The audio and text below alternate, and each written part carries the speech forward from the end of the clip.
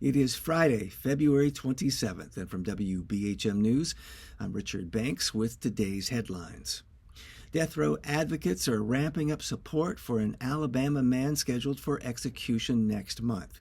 The execution of Charles Lee Burton is set for March 12th. His supporters have started a petition asking Governor Kay Ivey to commute his sentence. They note Burton, now 75 years old, was convicted as an accomplice in a 1991 robbery that led to the murder of Doug Battle. But Burton was not present when Battle was shot, and while Burton received a death sentence, the man who did kill Battle was ultimately sentenced to life without the possibility of parole.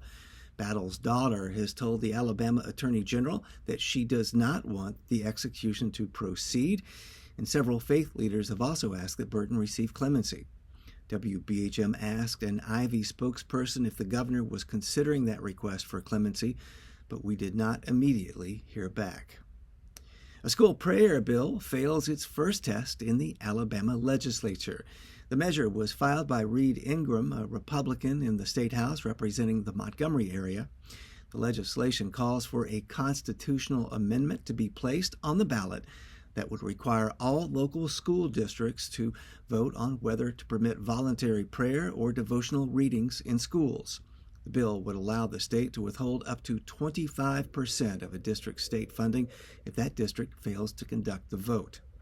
Opponents of the legislation came from both parties, and the bill on Wednesday failed a committee vote. Ingram has since refiled the bill in a separate committee in hopes of approval to force a floor vote. And what's being called a gustnado blew its way through the Trussville area yesterday. The storm was one of several that hit north and central Alabama. Multiple reports of damage, including power outages, were left in the weather's wake.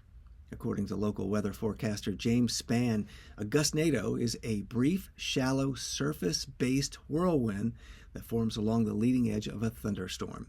The National Weather Service is planning storm damage surveys in the Trussville area today, as well as in Pinson, to determine if storms included any actual tornadoes.